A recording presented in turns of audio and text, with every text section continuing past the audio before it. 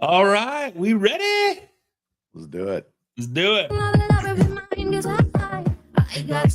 Woo! Oh, Kristin fired up. Such a good song.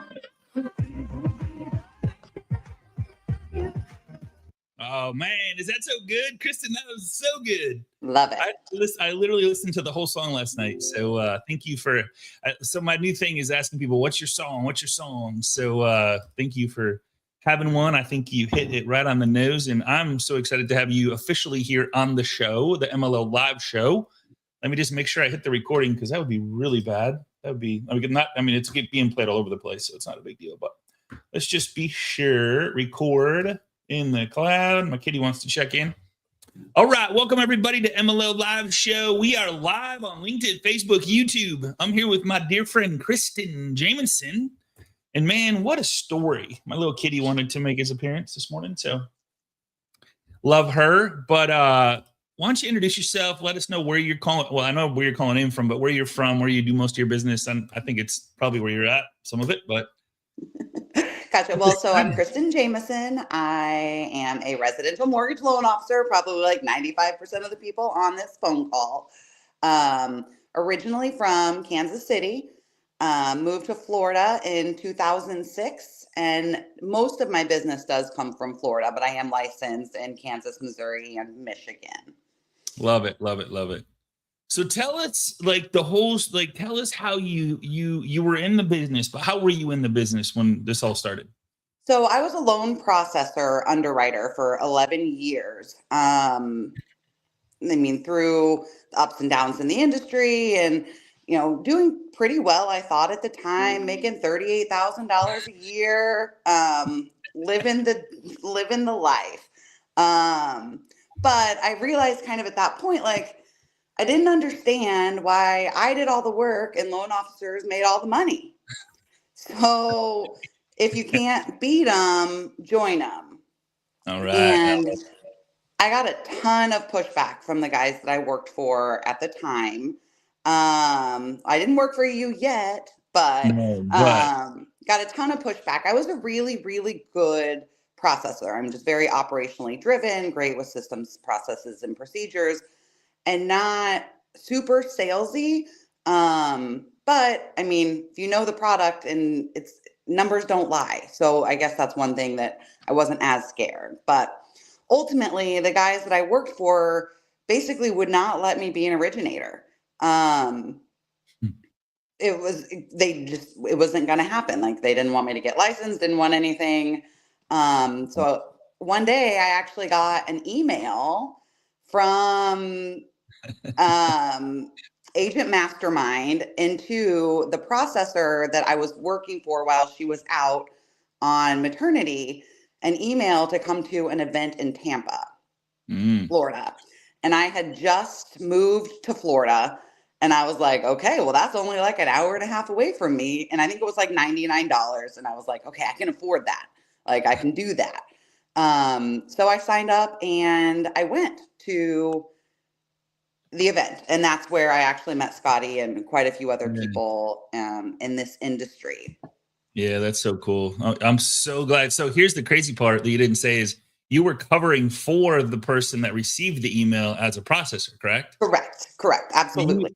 We might have never met if you weren't covering her, and somehow her email got into my email database. So which was probably just mainly originator. So how a processor was in there anyway. I have no clue, but I'm so glad that you were covering her that day because it's been an epic ride to watch you soar. So how does so you said, all right, if I can't beat them, join them. I was making massive money, 38,000 a year, and you're like, what is that? One loan every quarter? If I can't get one loan every quarter, what the heck?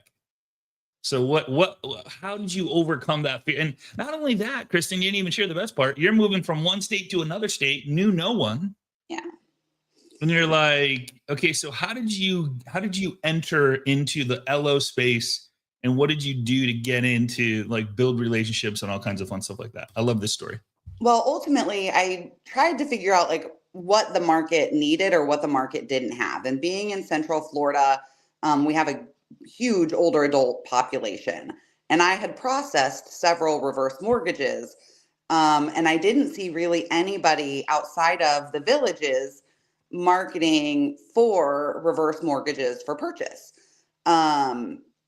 So I created a reverse mortgage presentation and just started calling the brokerages. Can I come in and do, a lunch and learn, a breakfast, one of your things, and talk about buying with a reverse mortgage? And it was like a foreign language. Everybody was like, what? You can buy a house with a reverse mortgage? Seriously? So it was a really easy way to enter. And I mean, within a couple of weeks, I probably had 5 or 6 presentations scheduled, which again, for somebody that's behind 2 computer screens, like, it was a lot, but it was exciting. And it really, I mean, at this point, because I had 38,000, making $38,000, I didn't have a ton of money to like do big lunch and learns or take in extravagant things. A friend of mine owned a blueberry farm. So I would actually go and pick the blueberries and then make blueberry cobbler and take it. And that's what I served. You brought that to one of the events, by the way. I do remember you bringing that. That was so good. So anytime you want to bring that to any of our events, I'm all open. I'll even help you go pick the blueberries. Yeah, I picked the blueberries, made it with love. But so I got some traction through those. And I mean, I learned a lot through Agent Mastermind with making sure that at the end of every class, like you get, your report card done. And so you have ways to follow up and what did you like? What did you not like? Type of things. So at that point, like I said, I was gaining a little bit of traction, getting some appointments set, doing really well. I was still the reverse mortgage loan officer at the time. So I wasn't really a threat to other loan officers either. So I started getting phone calls from like the Watson Mortgages of the world or the lenders inside of Keller Williams asking me to come in and present to their agents the reverse mortgage presentation. Wow. To add value to their agents. And really kind of at the end of the day, when people know you, like you, and trust you, they'll figure out what you do. So at that point, I'm on my coffee appointments or my appointments with them and, going into asking about mortgages and, do you do regular purchases? Can you do regular purchases? Absolutely. Here's that business card. No, wait. I just want to clarify because I was waiting for you to say this. In one pocket, you had reverse card that only said, I do reverse purchase, reverse mortgage, whatever. First Financial Reverse, yes. What was it called? First Financial Reverse. First Financial Reverse. And then, and I love what you said. Once they find out who you are and what you do, they'll come and ask other stuff. And then the other pocket, you had forward mortgage. Correct.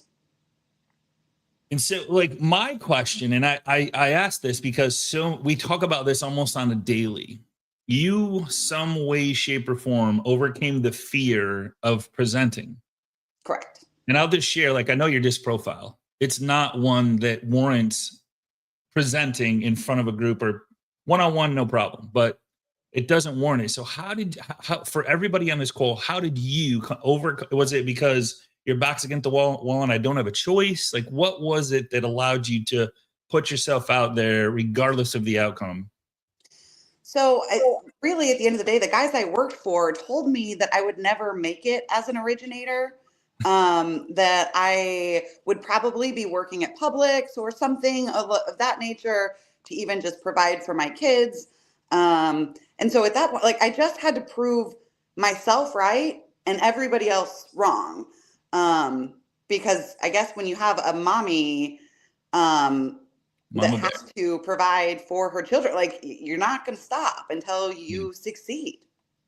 You know what's funny is I'm the one. So I'm the one. I tried to get her to come on board as a processor.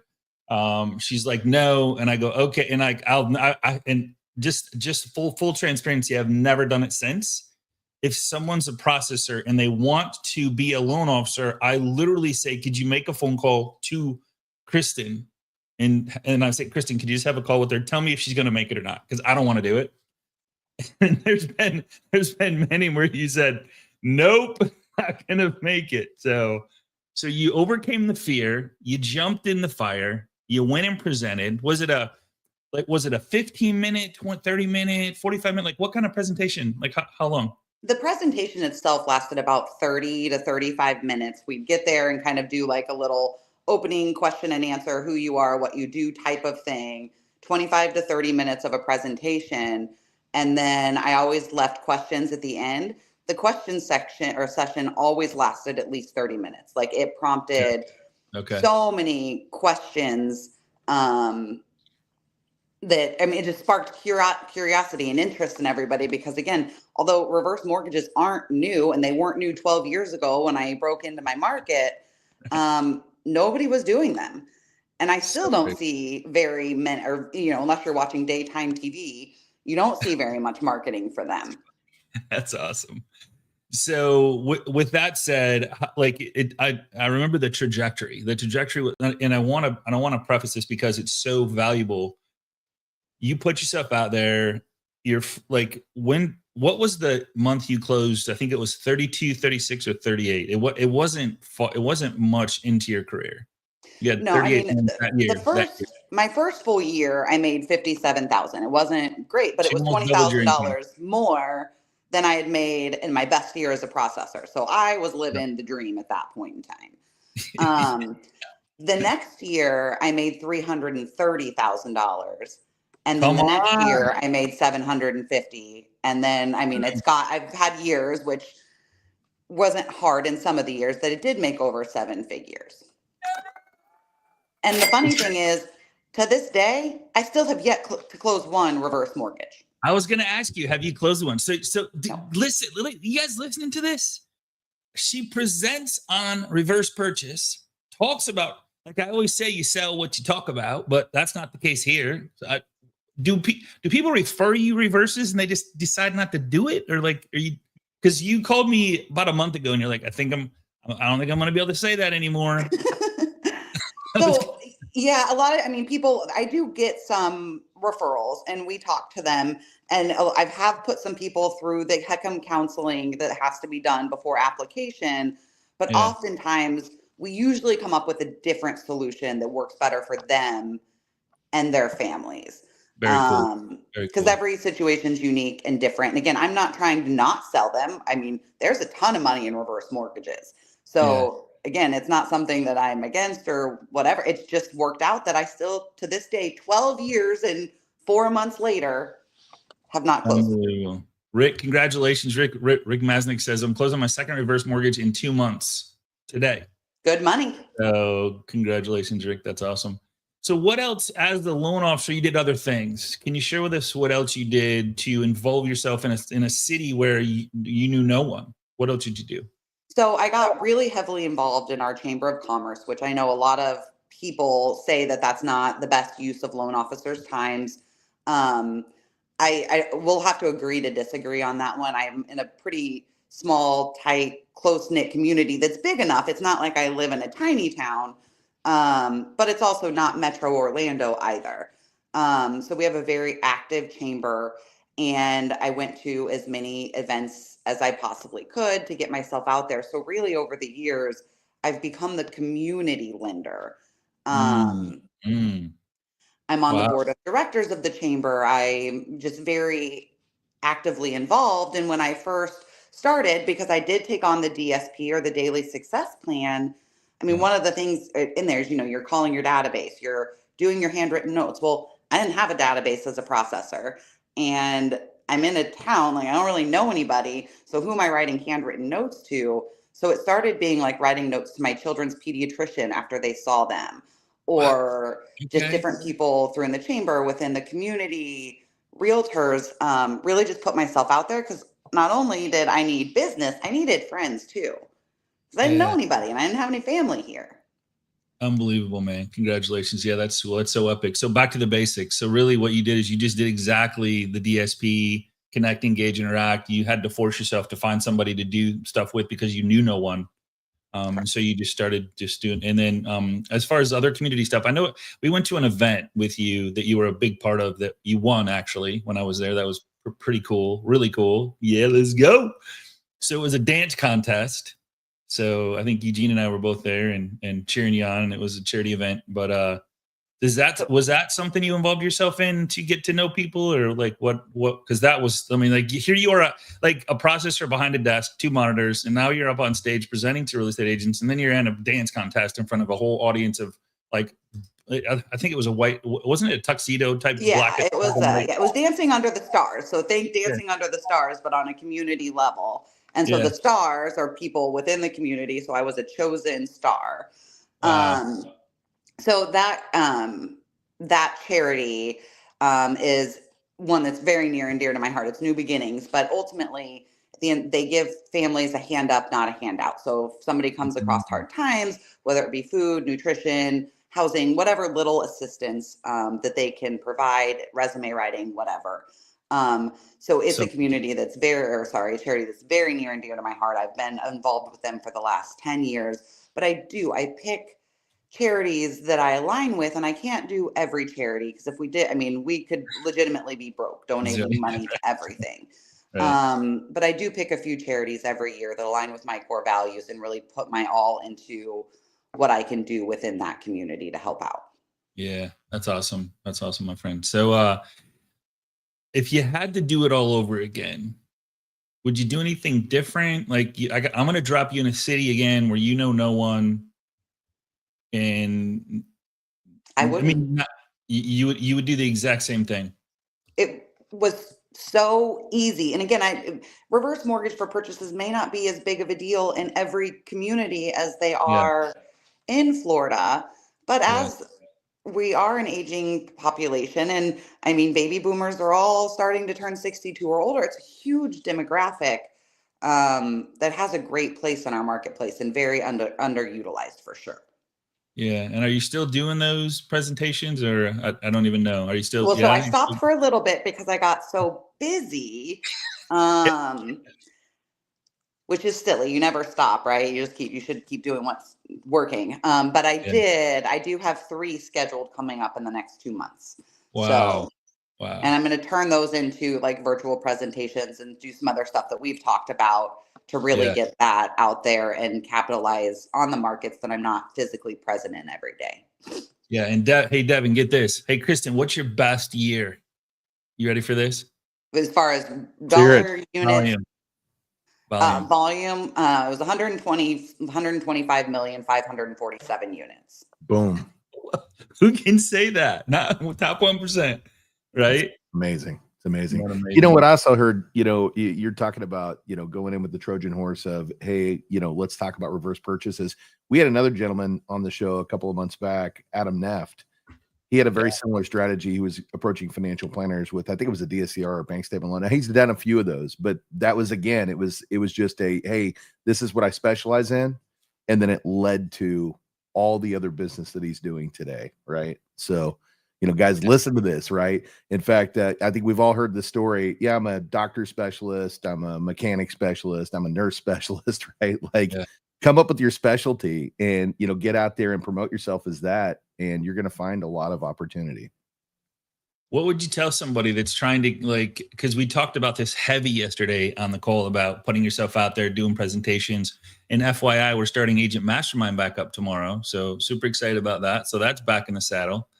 So what would you like? How do you help someone get over that fear of, well, what if they ask me this question, or how do you overcome that fear of jumping on stage and doing that presentation like you did? Would you have any advice for that? Because I know maybe it wasn't hard for you. Maybe it's like, man, I'm just doing it. Well, again, it was super hard and uncomfortable, but the best things happen outside of our comfort zone. So I guess at that point, it was just really a good vision of the future and what I wanted. And I knew that it was a stepping stone to getting me there, is really what it took. But I'm still going to have the days, even today, after I've done probably 60 to 70 of them, where I would be nervous and my hands would be sweaty and I would be shaky. And maybe I won't know all the answers, but nobody wants you to have all of the answers. They just want you to be honest. And then if you don't know the answer, say, I don't know, but I'll get back to you. And it's just another reason to touch them later. Just that easy. Scott, we got a question in the chat. can you talk about your team and the team responsibilities? So the folks behind you, what do they do? Gotcha. So my team today versus what my team looked like in 2021 and 2022 are completely different. I mean, the market's a little bit different. But ultimately, I have a loan processor that does nothing but processing duties. So she is not talking to my clients. She is not doing any of that stuff. She is legitimately taking the file from contract to close. I have a loan partner. So they help me in the pre-approval stage. So basically setting the file up, getting it ready to put on a T for me. So they're gathering the documents, making sure the application's filled out correctly, that kind of stuff. They're scheduling the appointment for me and the client when I review the loan file. I do review every single loan file that comes in that my name is on. So I'm doing every single pre-approval, every refinance proposal. I know I'm crazy. It is what it is, but a world when you're only as good as your last deal, and having the operational background that I have, I can handle that even at 547 units in 1 year. You touched every single one. You literally did that. So you never get Devin. So is that I'm doing the pre-approval, and then when the contract comes in, I'm putting everything in based on the contract and running findings or whatever the case may be to make sure it works. Because in Florida, sometimes a 20-year-old can buy in a 55-year-old community, and I would have never accounted for $350 a month in HOA dues. So it's little things like that I want to catch up front. So once the contract comes in, I disclose the file. My loan partner takes it with my processor from contract to close. Have an admin that helps with admin duties, but that's the basis of the team. I'm very much so a big part of it. Lynn, what would you advise? I see you, Lynn. She's actually on this week, Thursday. So don't miss Thursday. She's a divorce specialist. I want to get my divorce lending certification. I know the person. I know the person, so I can hook you up. How to fill? This is a great question. What advice would you say to a new LO on how to fill the room with attendees? Like, how'd you do that? Well, so that's why I went straight to the brokers and so I was going into their office meetings. A lot of times, and that was pre-COVID, so the office meetings were more in person and stuff. But I've done the presentation via Zoom through an office meeting. But I went straight to the brokers because they fill the rooms for me. Gotcha. Now that I have the following in the presence, I can put out an evite or an invite or whatever, and I can fill a room with 100 different agents from different brokerages around because they've all seen me. But at first, nobody knew who Kristin Jamieson was. Yeah. So that's why I went the small, intimate, guaranteed to have people there rooms. You still doing the reverse purchase presentation? Yeah. Is that what you're going to do the next 3 coming up? Yeah. Mm-hmm. You can do that. Yeah. And is it okay if once you get the presentation done, if we share that? Absolutely. Cool. But yeah, like I said, you told me that I needed to invest in a videographer and make small clips, and I'm listening. I'm listening. Are you serious? You're gonna do like reels and stuff at your presentation? Mm. Oh my! Here comes 100 million. Hello. Wow, we're gonna have to expand your reach there. Bigger cup. Yes. So so Monica, maybe you missed, but so I'll how do you market the reverse mortgages? How does that call go? How did that go when you first made that call to the broker? Did you just call the broker owner, or did you call an agent that was with the broker? And then, hey, who's your broker owner? How does that go? Well, no. So I did a lot of research and called the broker owners directly, and it's sad how many people don't have their contact information anywhere online. But you do enough research and enough stalking on Facebook or in LinkedIn, and you can find a way to get through to anybody. There were a few offices I wanted to get into and I couldn't get in. So then I just started dropping by a couple of times a week and talking to their gatekeeper, and made friends with the gatekeepers. And then they would put me in contact with the brokers. Now, wait a minute. So there's so many nuggets here. So you just stop in, you talk to the front desk, who's ever at the front desk. How do you befriend them? How does that look like? You take them a blueberry pie? Well, sometimes I would have little pop by fun gifts to leave so they could leave out for their agents or whatever. But most of the time I was just showing up. to just chat and see how they were doing, because they get bored sitting up there. It's not like real estate offices' phones are ringing off the hook for the front office person.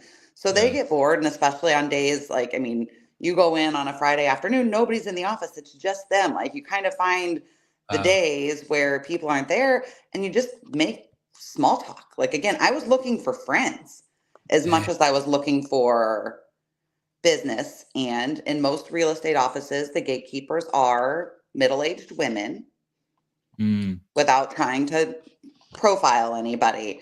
But so it's just, I had a lot in common. I could talk about their shoes. We could talk about real estate. And I rarely ever talked about mortgages to them. But I just knew that I had something to offer that nobody else was offering them, and they needed me more than I needed them. From the heart. Wow. Oof. I don't know about you, Devin, but I got chills on that one. That's deep. That's deep. Hey, I want to say something too. You mentioned, folks not putting their phone and email and identification out there. Hey, if you're on this call right now, go check out your Facebook profile and your Instagram profile. And if you don't have a link tree or something with your phone number, your email address to where people get in front of you, go fix that right now. Right? Yeah. Like, you want to be available and help your agents media is your business card in 2025, right? So go fix that if you haven't done that already. Amen. Hey, Mary's asking, do you own, let's see, where is it at? Do you own your own mortgage branch or work for a lender or broker? So I work for an independent mortgage bank. I am a small branch in Central Florida, with our corporate office being in Michigan. Gotcha. Cool. And this is the part I love the most. Like, Jerry's asking, how did you get by we have an in-house lender? This is and this was the part you missed. Like, they were calling her. Actually. Well, so the in-house lenders oftentimes don't have broker capabilities. So they don't have the DSCR loans, the other programs that we have. But none of them do reverse mortgages at all. None of them. So I was a value add to their agents. So they were bringing me in to add value to their agents, is what they thought, until I took all their business. I love it. I love it. I love it. The Trojan, what an amazing story, man. Yeah. Sell the love, build the relationships. But so after you present, we just got a couple minutes left. After you would present at an office, however many were there, broker owner would invite you, probably introduce you. So now you have clout, like, hey, the broker, I don't need an introduction. The broker owner trusts me enough to come in and talk about reverse purchase. What would the follow-up look like? Would you call each one and go, hey, just want to see if you had any questions, or what did that look like? Well, so the report cards that I handed out at the end, asked some of the questions, like, do you need help with following up to your database? Do you need help with, what can I help you with? Or they would rate themselves on a scale of 1 to 5. So I knew what I was following up for. Very rarely did anybody turn in the form and not give me some sort of indication of how I could help them grow their business, or how I could best follow up with them. Was that the Agent Mastermind report card? It was. Beautiful. Okay. Yeah. I'll make sure I put that in the file. Yeah. Okay, cool. No, right. I did not reinvent the wheel for anything. Like, I just became friends with people that were doing what I wanted to do and followed the lead. Yeah. Yeah. That's that's all I do. I just hang out with smarter people like you. So like you blew my mind with everything you've done and how you put yourself out there and overcome the fear of failure, fear of the unknown, fear of rejection. You just did it. And amazing things happen. So, any other, let's see. Yeah. Eddie Skinner, we're soon as she gets it redone, because I think I still have a copy of the one you did way back, but I'm sure a lot has changed. 12 years ago. Well, I'll throw it out there too, Eddie. If you want to build a presentation, there's this little friend, ChatGPT, and if you tell it what you're looking for, like reverse mortgage purchase presentation, it's amazing what it can come up with if you just do a little prompt stacking. So just food for thought. I mean, if you heard this today and if it was me and I was like, all right, I'm going to go like get in front of a bunch of broker owners, which means a bunch of agents. Kristin said it. They don't do reverse mortgages. None of them. So Anything else, Kristin, that you want to leave us with? Because your brilliance is always welcome here on the show. So thank you so much for being you and doing. I can't wait to see these reels, man. This is the first I'm hearing of this, Devin. So I'm super stoked. Well, you've been talking about it for 2 Kristin weeks. on video, like I haven't really been on video since before the pandemic, so like this is a big deal for me. It's a big deal. You're killing it, girl. Well, no, at the end of the day, like if I'm just like I said, I'm just a small town girl from Kansas City, moved to a new market. If I can do it, anybody can do it. It's just you have to want to. Yeah, good stuff. All right, everybody. Kristin Jamieson, thank you so much. You're amazing. Can't wait to see you come back with a vengeance. Just do you, be you, and man, the right people come in. And thank you for sharing so much wisdom. And hey, Scott. Yeah. Hey, Scott. Could I ask a question real quick? Absolutely. Of your hey, good morning, great presentation. Thank you. Of your volume, what percentage of it was reversed? What percentage was forward? Big goose egg. Zero. Reverse, man. What? 0 forward. Wow. Yeah. So with that, I want to say thank you because you've given me another reason, another angle to call agents and have a lot of issues with calling. So off the beaten path and something they won't be privy to. Thank you. Yeah, nobody's calling and doing it. I promise they're not. Just swipe and do. Put yourself out there. They don't know what you're saying is right or wrong. That's the beautiful part. Like Kristin knows what she's talking about. She processed them, but whatever's on that presentation, I guarantee you is going to be like perfection because that's just what she is. But they don't know if you're telling the truth, not telling the truth, whole truth, nothing but the truth. Like, so help me. Right. So, all right. Hey, everybody. Thank you so much. You can't handle the truth. All right, guys. So much fun. Thank you again. So nice to see you. And I'm glad you're doing good. I'm glad your kids are doing good. I'm glad everybody's doing good. So always here for you. And you're welcome back anytime you want to come back and rock the boat because you totally rocked it today. So thank you so much. Appreciate it. Thanks, guys. Have a great day. Bye. All right. Whoops. That was the wrong one. They not like us. They not like us. They not like us. Let's go. They not like